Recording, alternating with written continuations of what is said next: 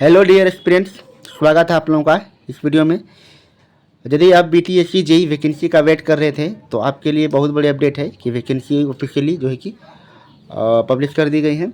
और इस वीडियो में हम लोग जानेंगे इस रिक्रूटमेंट प्रोसेस से रिलेटेड सारी क्राइटेरिया, जो भी पात्रताएं होती है, जैसे कि आपकी योग्यता क्या होनी चाहिए, एज लिमिट क्या होनी चाहिए, सिलेबस क्या होगा, परीक्षा पैटर्न क्या होगा, है ना। इन सारी बातों पे जो यहाँ पे हम लोग डिटेल से डिस्कशन करने वाले हैं। तो वीडियो को शुरू करते हैं। यहाँ पे देख पा रहे हैं ये जो अभी एडवर्टाइजमेंट हम देख रहे हैं अभी, ये ना 2023 का है, जो कि इसी तरह का प्रारूप जो है कि 2023 में निकला गया था। और 2025 में जो निकलेगा ऑफिशियल एडवर्टाइजमेंट, वो भी जो कि कुछ इसी तरह का रहने वाला है। तो इसकी जितने इंपॉर्टेंट्स बातें रहेंगी वो सेम टू सेम जो है कि आपके जो पब्लिश होने वाली है 15 तारीख को, उसमें भी रहेगा। तो चलिए देखते हैं। जैसे कि बात करें यहाँ पे, सबसे पहले बात कर लेते हैं जैसे कि पदनाम वेतनमान की बात करें, कनीय अभियंता असैनिक सिविल की बात कर लेते हैं, स्पेशली ये सिविल के लिए है। और जैसे बात करें यहाँ पे देखें, वेतनमान 9,300 से 34,800, ग्रेड पे 4600 है, और वेतन स्तरीय 7वां है आपका। अर्हता यहाँ पे बात कर ली जाए तो क्या क्या अर्हताएं होनी चाहिए इस कैंडिडेट के लिए, इस पोस्ट के लिए। भारत का नागरिक होना अनिवार्य है।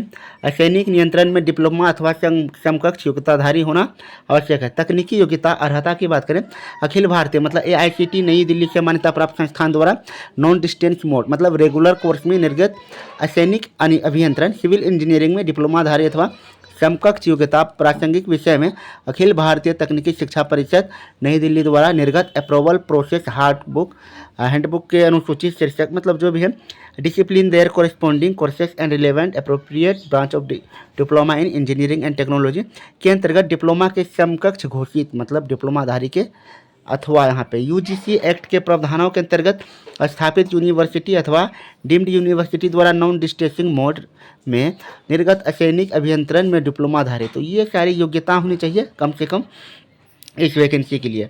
अर्हता की बात कर देखें, अर्हक परीक्षा के प्रमाण पत्र की समकक्षता के संदर्भ में संशय की स्थिति में विभाग आयोग द्वारा विज्ञान एवं प्रावैधिक विभाग बिहार से परामर्श प्राप्त कर निर्णय लिया जाएगा। उसके बाद यहाँ पे जैसे देखें, यहाँ पे आपको दिया गया है वैकेंसी का मतलब जो कि डिस्ट्रीब्यूशन। तो अभी आपका जो ऑफिशियल एडवर्टाइजमेंट निकलने वाला है उसमें भी कुछ इस तरह का रहेगा। और इस बार के बारे में आप लोगों को पता ही है कि टोटल जो है कि 2591 वैकेंसी जो है कि सिविल के लिए है, और 70 वैकेंसी मैकेनिकल, और बाकी जो कि 86 वैकेंसी आपका इलेक्ट्रिकल का है। तो यहाँ पे हम लोग अब बात कर लेते हैं यहाँ पे इंपॉर्टेंट, जैसे कि आयु सीमा की बात करते हैं। तो जो आयु सीमा यहाँ पे दिया गया आपका सेम टू सेम उसमें भी रहने वाला है।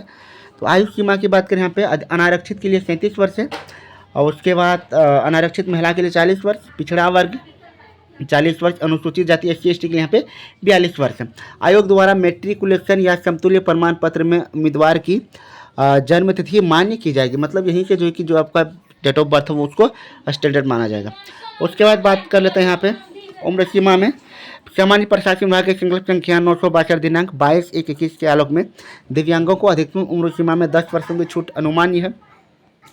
सामान्य प्रशासन विभाग के कल्पक संख्या 2374 दिनांक 16/7/2027 एवं उसके बाद देखें पत्रांक 13,107 दिनांक 20/9/2019 के आलोक में ऐसे सरकारी सेवक बिहार सरकार के नियमित रूप से नियुक्ति सरकारी सेवक जो 3 वर्षों की निरंतर अथवा सेवा पूरी कर चुकी हो को उच्चतर वेतनमान की सेवा में जाने हेतु अधिकतम आयु सीमा में 5 वर्षों की छूट मान्य है।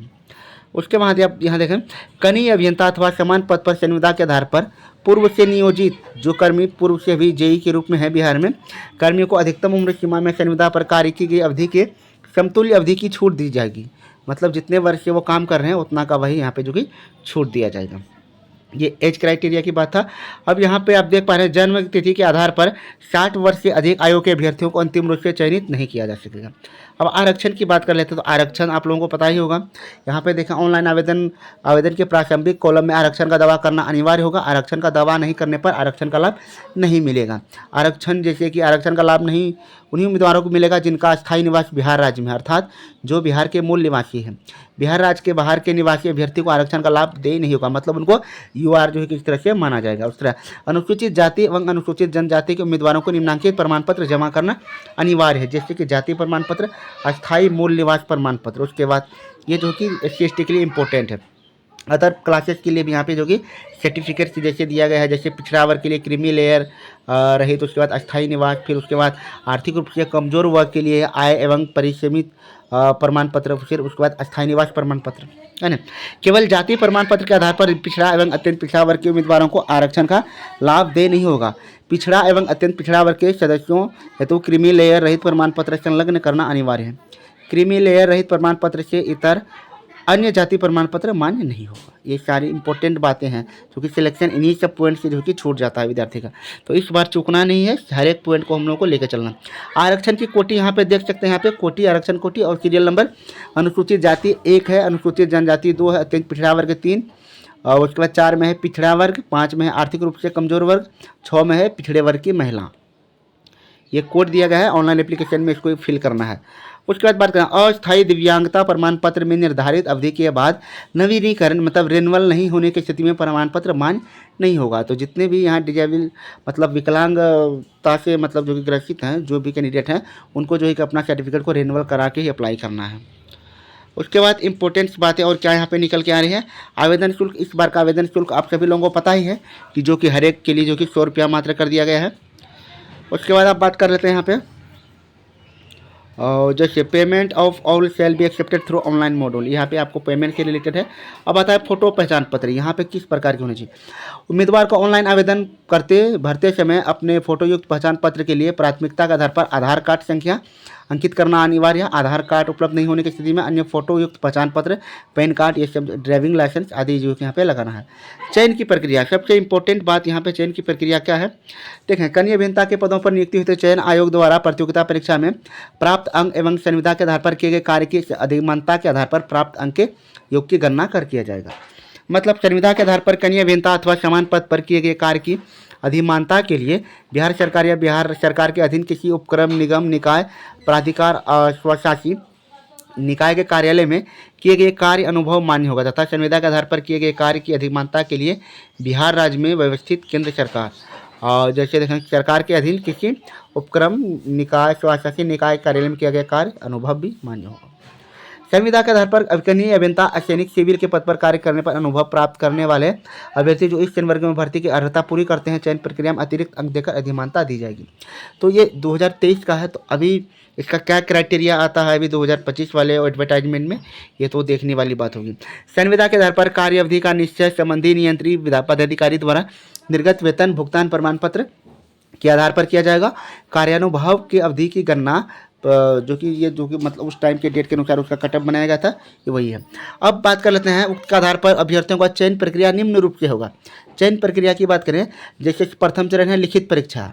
लिखित परीक्षा के सभी प्रश्न वस्तुनिष्ठ मतलब ऑब्जेक्टिव प्रकृति के होंगे, बहुविकल्पीय होंगे। परीक्षा की अवधि 2 घंटे की होगी और कुल अंक 100 होंगे। यहाँ पे आप देख पा रहे हैं, जैसे अब यहाँ पर आपको बताया जा रहा है परीक्षा की संरचना में प्रश्न पत्र में जो कि कुल 100 प्रश्न होंगे, जिसमें 80 प्रश्न कार्य क्षेत्र मतलब टेक्निकल होंगे और 20 प्रश्न सामान्य अध्ययन विषय के होंगे। उसके बाद प्रश्न पत्र हिंदी एवं अंग्रेजी दोनों भाषा में होने वाले हैं। अब उसके बाद आपका जो टेक्निकल सब्जेक्ट है सिलेबस है उसका जो कि डिटेल हम लोग जो कि अब यहाँ पे जो भी आप लोगों ने डिप्लोमा में कोर्स में पढ़ा है सेम टू सेम वही आने वाला है ना। इसका जो कि डिटेल सिलेबस जो है कि आप लोगों को लेटर जो कि डिस्कस करने वाले हैं। यहाँ पे देखें डिप्लोमा इन सिविल इंजीनियरिंग के 3 वर्षीय डिप्लोमा हेतु निर्धारित अध्ययन पाठ्यक्रम करिकुलम के अनुसार पूछे जाएंगे। मतलब आपने 3 साल जो कॉलेज में पढ़ा है उन्हीं से जो है कि रिलेटेड आपके कुछ क्वेश्चन यहाँ पे पूछे जाएंगे। चलिए उसके बाद अब हम यहाँ पे बात कर लेते हैं। यहाँ पे मार्किंग सिस्टम की बात करें तो 1/4 का मतलब नेगेटिव है ना। 1/4 जो है कि आपका गलत देने पे कट जाएगा नंबर यहाँ पे। लिखित परीक्षा में अभ्यर्थियों को अपने कोटि के अनुसार न्यूनतम अर्हता प्राप्त अंक नहीं करने पर द्वितीय चरण हेतु अभ्यर्थी का कोई दावा मान्य नहीं होगा। मतलब कि CBT 1 मो कैटेगरी वाइज जो मतलब जो कि क्वालिफाइड मार्क्स है उसे जो है कि आपको पार करना होगा। फिर उसके बाद जो है कि आपको जो है कि मतलब जो है कि आपका सेकंड स्टेज जो है सिलेक्शन का, उसमें जो है कि आपको कंसीडर किया जाएगा।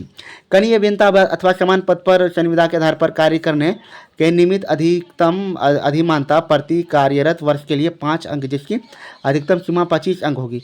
किसी वर्ष के अंश के लिए कार्यरत दिवसों की यहाँ पे जो मतलब ये आपका एक्सपीरियंस का नंबर है उसकी बात किया जा रहा है। इस तरह से यहाँ पे जो कि आपका जो कि टोटल यहाँ पे मेरिट को बनाया जाएगा। मेरिट बनाने के बाद आपका क्या होगा, फिर उसका जो है आपका जो कि डॉक्यूमेंट वेरिफिकेशन होने वाला है। यहाँ पे देख रहे हैं आप, जैसे काउंसलिंग के उपरांत और रिक्तियों के विरुद्ध अभ्यर्थियों का चयन निम्नलिखित रीति से किया जाएगा। बिहार राज्य के अंदर अवस्थित विज्ञान की विज्ञापन की कंडिका 3 में प्रावधान संस्थानों से उत्तीर्ण असैनिक डिप्लोमाधारी अभ्यर्थियों के लिए कुल रिक्ति का 40% पद आरक्षित होगा, जिन्हें कोटिवार सामान्य प्रशासन विभाग द्वारा निर्धारित किया जाएगा। और उसके बाद 60% होगा ओपनली, मतलब इसके लिए जो कि सभी अप्लाई कर सकते हैं। ये 40-60 का कॉन्सेप्ट होगी लगभग BTSC JEE के सारे स्टूडेंट को जो कि एकदम पता ही है, इसमें कोई दिक्कत नहीं है। उसके बाद यहाँ पे आपको ऑनलाइन करने का जो कि सारा प्रोसेस यहाँ पे आपको दिया गया है, तो हम लोग इसके बारे में डिटेल से बात करेंगे नेक्स्ट वीडियो में। तो जो भी जितनी भी बातें हम लोगों ने यहाँ पे भी की है डिटेल में, सारे बहुत इंपॉर्टेंट थी, इनको जानना जो है कि बहुत ज़रूरी था, है ना। तो मिलते हैं अब नेक्स्ट अपडेट में BTSC JEE लेटेस्ट अपडेट के साथ।